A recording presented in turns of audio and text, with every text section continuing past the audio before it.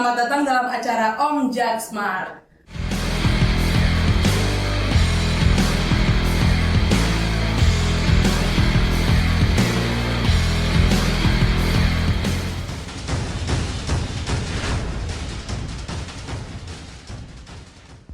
Nah, di saat siang hari ini, saya Susan Mambioper sudah bersama dengan kedua narasumber kita yang hebat dan juga smart. Oke, sebelum kita lebih lanjut nih tentang Om Jagsmart ini apa ya? Nanti akan dijelaskan oleh kedua narasumber kita. Tapi sebelumnya, mohon izin boleh memperkenalkan diri. Silakan Pak Wakajadi. Terima kasih. Saya Teguh Rahman, Wakajati Papua Barat, yang tentu pada saat ini juga selaku mentor dari proyek perubahan yang dilaksanakan oleh Bapak Yusak, koordinator di Kejaksaan Tinggi Papua Barat. Kita akan coba on air pada hari ini. Baik, selanjutnya Pak, silakan. Baik, terima kasih. Adik siapa tadi namanya? Susan. Ya, Susan. Saya Jusak Ayomi, koordinator Kejaksaan Barat di bidang intelijen. Saat ini juga sebagai project leader dan aksi perubahan intelijen smart. Sebentar ya. Oke. Iya, pemirsa Om Jagsmart, tentunya ini bertanya-tanya ya pada edisi perdana kali ini, apa sih Om Jagsmart itu? Atau itu singkatan atau Om siapa begitu? Mungkin Bapak bisa menjelaskan apa itu Om Jagsmart. Jadi begini, ini untuk awal mula kita adanya podcast ini, memang ini sudah merupakan program yang dicanangkan oleh Bapak Jaksa Agung beserta Bapak Jaksa Agung Muda Intelijen. Memang tujuan dia buatnya podcast adalah untuk dalam rangka keterbukaan informasi publik dan juga pendekatan kita secara santai, ngobrol santai dengan masyarakat yang kita bisa sampaikan tugas dan fungsi kita untuk masyarakat bisa tahu apa sih yang ada di sekitar kejaksaan itu. Namun kemudian berjalannya seiringan waktu, ternyata salah satu anggota kita itu juga sedang mengikuti pendidikan PKN 3 ya, pendidikan kepemimpinan tingkat 3, yang kemudian dalam proyek perubahannya itu membuat podcast. Nah, tujuan atau apa itu si Om Smart ini, nanti mungkin akan dijelaskan sama ketua saya, Pak Yusak. Baik, Bapak silakan. Baik, terima kasih. Saya melanjutkan apa yang sudah. Om Jagsmart ini sebenarnya Om Jag itu jorgan. Saya pakai tarik jaksa menjawab jaksa itu harus bisa menjawab, bisa humanis, bisa menjadi sahabat masyarakat. Berangkat dari jorgannya Bapak Jaksa itu, kami melihat mendiagnosis keadaan kantor kami. Ternyata untuk melaksanakan fungsi pelayanan dalam hal ini penerangan hukum dan penyuluhan hukum itu kita masih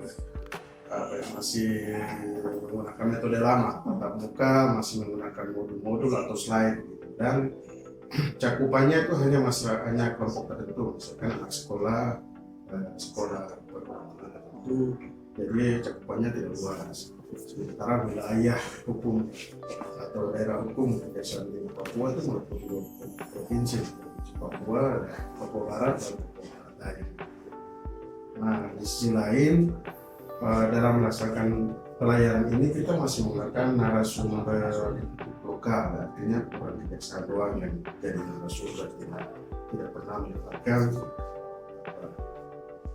narasumber yang lain. Nah, untuk mengantisipasi permasalahan seperti itu, lalu kita mencari solusi dengan bagaimana jika pelayanan hukum dan penerangan hukum ini kita lakukan secara digitalisasi.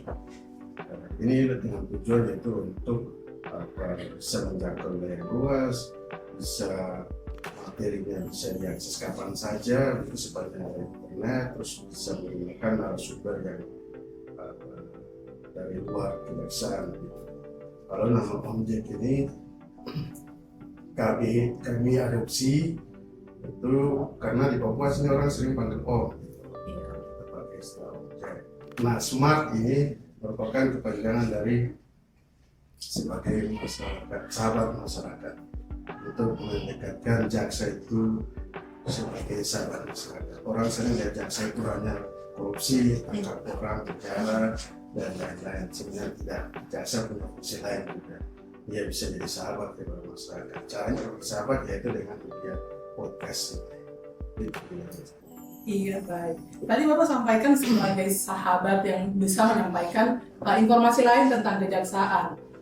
Tadi juga disampaikan kerjaan di kejaksaan ini tidak hanya menangkap orang yang korupsi, tapi ada pekerjaan-pekerjaan lain juga. Boleh Bapak menjelaskan pekerjaan seperti apa nih? Masyarakat juga perlu tahu pekerjaan seperti apa yang ada di kejaksaan atau yang dikerjakan di kejaksaan. Ya, jadi untuk mengenal kejaksaan lebih jauh memang kita harus sering ya bersosialisasi dengan masyarakat melalui online seperti ini atau sosialisasi jaksa masuk sekolah dan sebagainya.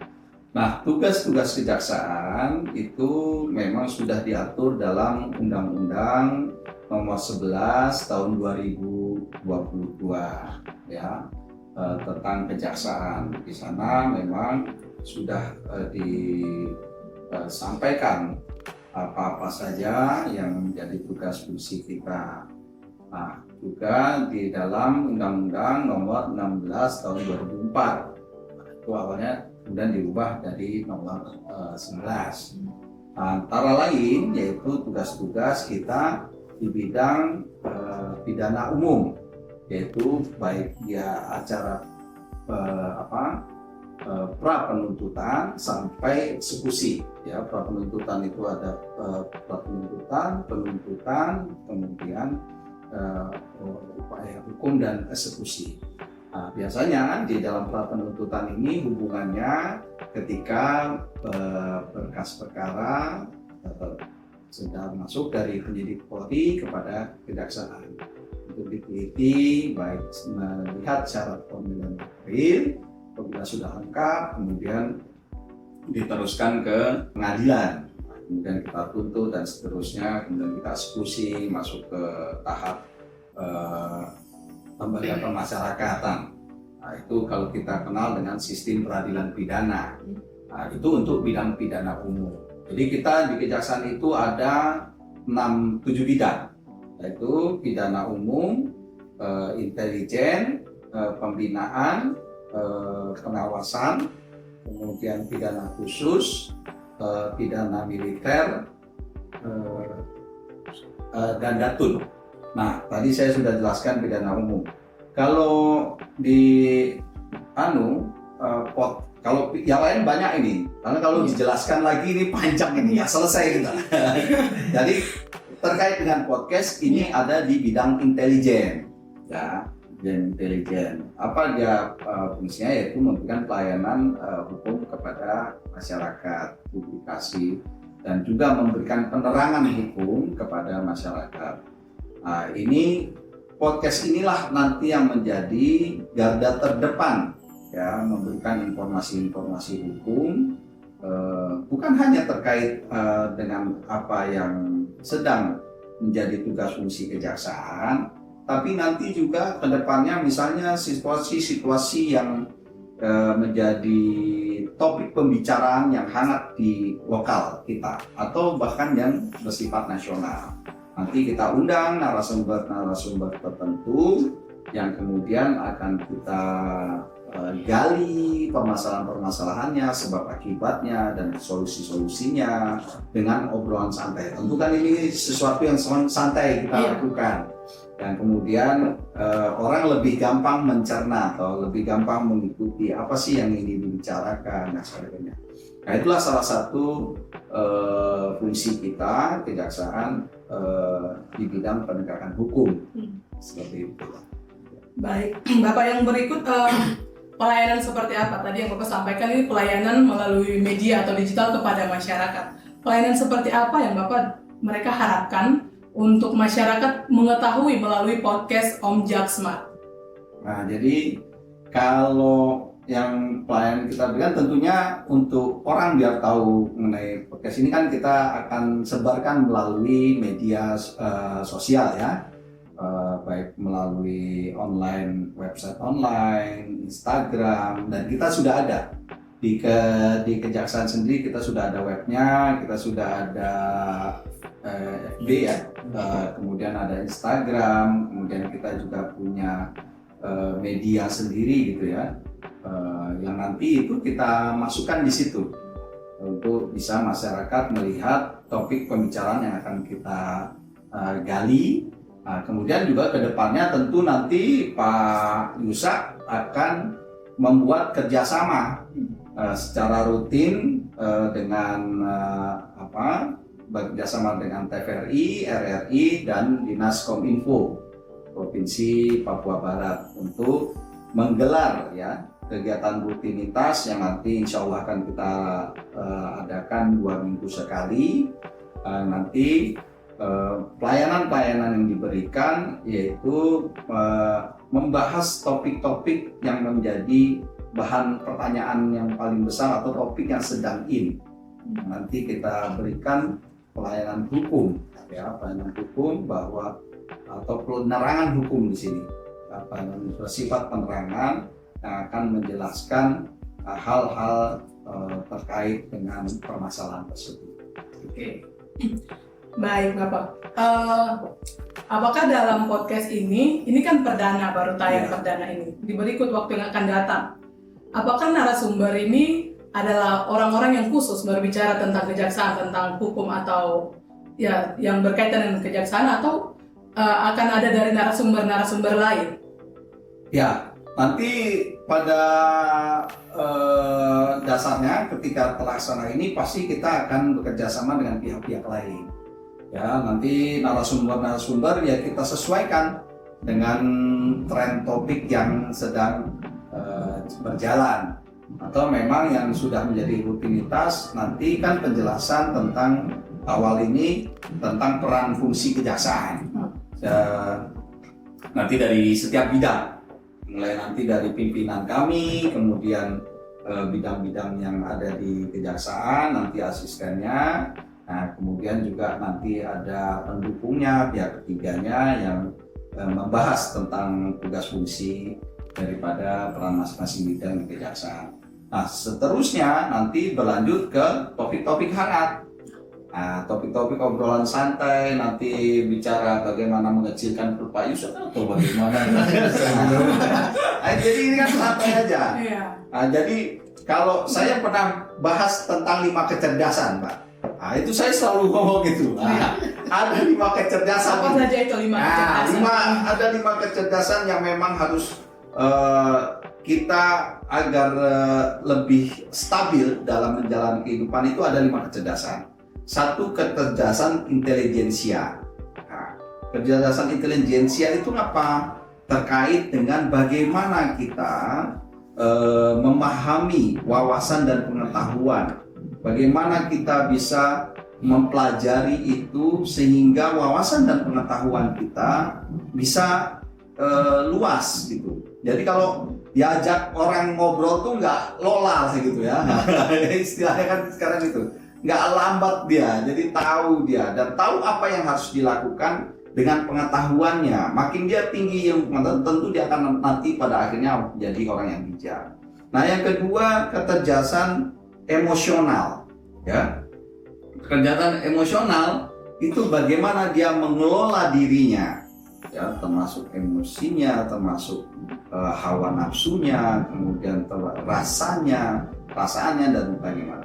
Itu untuk dia bisa menahan diri. Ketika dia tidak bisa menahan diri, tidak mampu mengontrol emosinya, pasti akan terjadi sesuatu keributan, dia tidak bisa beradaptasi dengan lingkungan dan sebagainya. Nah, ini yang perlu kita kelola. Kemudian yang ketiga, kecerdasan spiritual.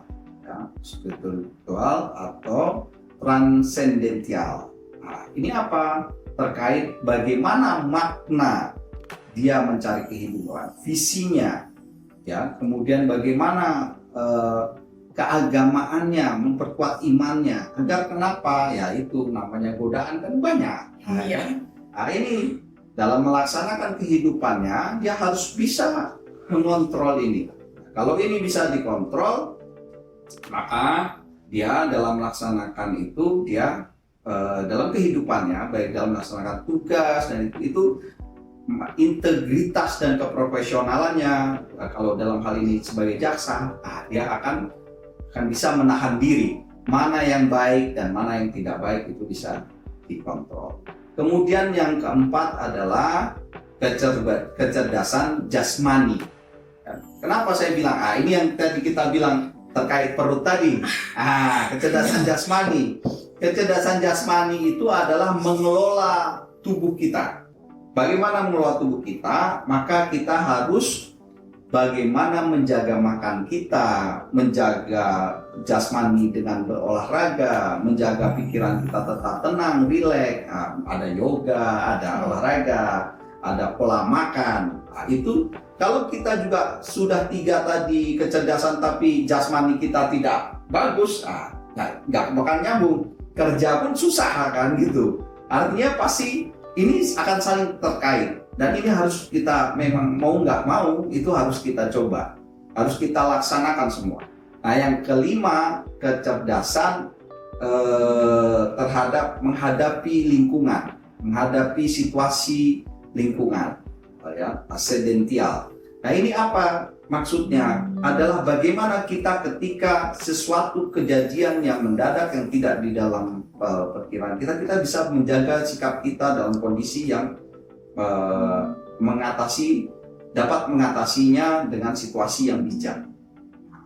Kalau 5 kecerdasan ini sudah bisa kita kelola dengan baik, maka fungsi dalam menjalankan tugas dan fungsi kita sebagai insan manusia, ya khususnya kejaksaan, pasti saya yakin kita akan menjaga profesionalitas kita, akan menjaga integritas kita, akan menjaga kemampuan dan sikap yang Pak Jaksa Agung sampaikan, berhati nurani dalam menjaga keadilan.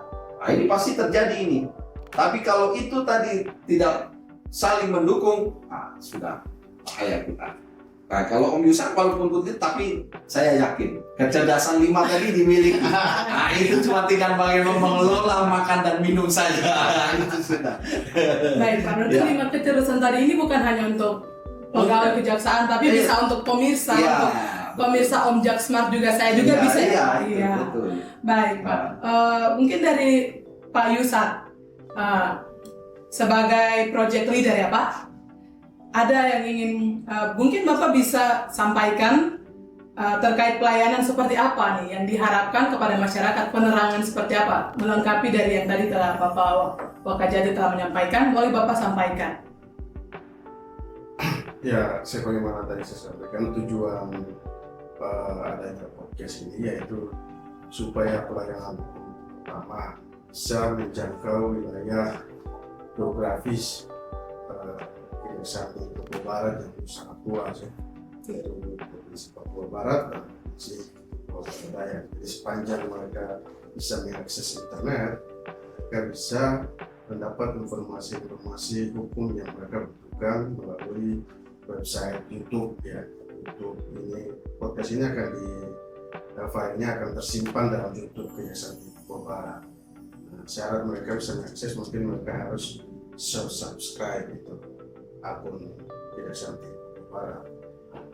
Jadi memang kita butuh sosialisasi biar semakin banyak orang yang mengikuti, maka semakin banyak dan bisa tujuan jangka panjang kita yang bisa menjangkau masyarakat secara luas yang bisa terjangkau. Kedua terkait materi tadi sudah disebutkan, bukan materi saja tapi trending topik yang bisa ditingkat bukan Manokwari, Papua Barat, Dayak maupun yang nasional. Setidaknya stunting ya, stunting dan juga mungkin akan bahas dalam sela-sela materi ya dalam mewujudkan tujuan-tujuan itu tentu juga ada kendala. Salah satu kendala itu kita punya host yang belum ada sebenarnya yang tadi sudah sampaikan, apakah karena kerjasama Ferry dan TVRI ini salah satunya itu untuk membina ASNK ini supaya bisa siap menjadi host. Karena kami mungkin Pak Muka, saya, kita nggak akan selamanya di sini, kita akan pindah. Tapi podcast ini akan selalu ada di sini. Kita berusaha untuk sebelum kami pindah itu kita paling tidak sudah siap ambil podcast konseksual dan sudah banyak yang mengikuti sampai kita bisa menang. Ya. Baik, terima kasih. Tadi Bapak sampaikan ada tantangan ya atau kendala-kendala yang dihadapi. Apalagi ini pemirsa Objek Smart ini yang pertama kali tayang, edisi perdana nih kali ini. Nah, tantangan-tantangan apa saja selain dari host? Ada tantangan-tantangan lain dan harapannya ke depan seperti apa? Untuk tetap menjalankan podcast dalam hal ini, mungkin Bapak mereka berdua bisa sampaikan. Selain host, ya kita sih sebenarnya kekurangan sumber. Teman-teman yang tim aktif yang membantu kami di sini itu juga mereka punya tugas masing-masing di bidang mereka masing-masing. Ya mengatur waktu itu sedikit susah, kami harus benar-benar bagi waktu atau memberikan waktu ekstra. Ini tidak gampang untuk bisa. Tapi syukur melalui kita sering diskusi, kita membangun visi yang sama, mereka bisa memberikan waktu ruang di luar tugas mereka untuk bisa membuat podcast ini ada. Sementara persoalan mereka ini terus ditingkatkan. Selain itu masalah dana juga berat juga ya sih. Tapi dan pimpinan sudah ada solusi.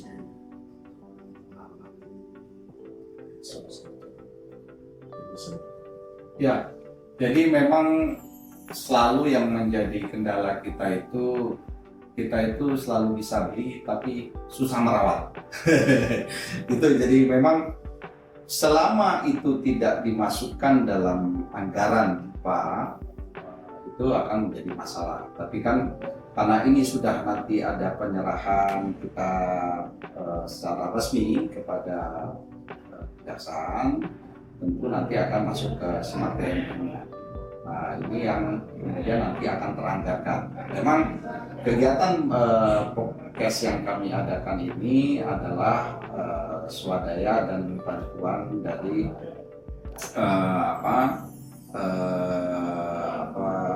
bantuan pemerintah daerah lah ya, dalam hal pembangunan, karena kantor yang sedang kita gunakan ini adalah kantor yang dimiliki oleh Kabupaten Manokwari, pemerintah daerah Kabupaten Manokwari, dan semua terkait perawatan gedung dan semuanya masih dalam anggaran yang disiapkan oleh pemerintah daerah. Sehingga apapun yang ada di kantor ini kita masih berkoordinasi dengan pemerintah daerah selama itu masuk dalam anggaran rutinnya. Jadi memang kedepannya mungkin ini nanti kita juga ini sudah mulai persiapan pindah kantor ke nanti pembangunan kantor Kejaksaan Tinggi yang baru. Nah, mungkin nanti mudah-mudahan sudah ada rutinitas untuk penganggaran terhadap perawatan dan pembangunan ruangan podcast yang lebih baik lagi. Tapi saya kira untuk sementara waktu di awal-awal ini sudah bagus lah. Nah, memang terkait sumber daya manusia, memang karena keterbatasan ya, pegawai dan keterbatasan pengetahuan untuk bisa menjadi host, kan ini perlu pelatihan. Nah, nanti kita akan pelan-pelan lah itu. Tapi kalau dari peralatan saya kira udah cukup. Apapun yang penting pimpinan mengarahkan kepada kami, berusaha dulu, semangat dulu, dan tetap terlaksana apa yang menjadi perintah pimpinan, dan kita di sini laksanakan itu. Sehingga apa tujuan daripada program prioritas visi misi Bapak Jaksa Agung itu akan bisa tersampaikan kepada masyarakat dan bisa terlaksana tugas fungsi kita. Baik, jadi pemirsa Om Jack Smart, tadi kita telah mendengar paparan atau penyampaian dari kedua Bapak narasumber, Bapak Wakajati dan Pak Yusan selaku Project Leader tentang Om Jack Smart. Ini adalah program yang baru ya, yang telah dilaksanakan, dan ini launching yang pertama kali. Jadi pemirsa, tadi kita telah ikuti bersama bagaimana tantangan-tantangan dan apa saja nih konten-konten nanti yang akan dibahas dalam Om Jack Smart, dalam podcast Om Jack Smart. Tapi yang paling penting Mbak, nanti pasti juga dalam acara podcast kita pasti ada acara buat kaula muda juga. Bisa dengar nih. Acara buat kaula muda, kita undang nanti tokoh-tokoh muda masyarakat di sini toh. Bagaimana mengajak mereka agar tertib hukum. Iya. Ini yang menjadi trending topik nih kalau di Manokwari. Karena supaya jangan orang ikut-ikutan kawannya yang nggak benar. Gini. Itu harus ada tokoh-tokoh pemuda yang mengajak biar kita bisa membangun Papua Barat ini bersama-sama. Oke, berarti ini sudah ada spoil nih atau sudah ada bocoran-bocoran sedikit nanti ke depannya akan ada bincangan-bincangan yang lebih slow, lebih menarik lagi pemirsa. Untuk anak-anak muda nih jangan lupa nonton supaya tahu bagaimana pelayanan tentang kejaksaan ini di Papua Barat, khususnya yang di Manokwari sini. Tapi tidak menutup kemungkinan juga untuk yang di luar sana. Ya baik, kita punya waktu sudah terbatas. Pemirsa, kita akan berjumpa lagi di episode-episode yang akan datang. Jangan takut, ini edisi pertama, pasti yang akan datang lebih menarik lagi ya kan Bapak? Oke. Sebelumnya dari Bapak berdua, boleh menyampaikan closing statement. Pemirsa sekalian, dalam acara launching ini tentu ini kita berharap podcast Kejaksaan Tinggi Papua Barat, Om Jack Smart, dapat berkontribusi dalam pembangunan hukum dan ketertiban hukum di masyarakat, khususnya di Provinsi Papua Barat, Manokwari dan sekitarnya. Demikian. Baik Bapak, sebagai project leader, closing statement seperti apa nih? Pemirsa mau dengar juga. Sebagai project leader, saya hanya mengimbau kepada masyarakat Papua Barat, like, subscribe, dan share ke sebanyak mungkin masyarakat, supaya apa yang kami lakukan di sini bisa menyebar dan menyentuh sampai ke pelosok-pelosok wilayah Papua Barat dan Papua Barat lainnya. Baik pemirsa, kita akan jumpa lagi di episode selanjutnya di Om Jack Smart. Oke, saya Susan Mampioper pamit undur diri. Acen.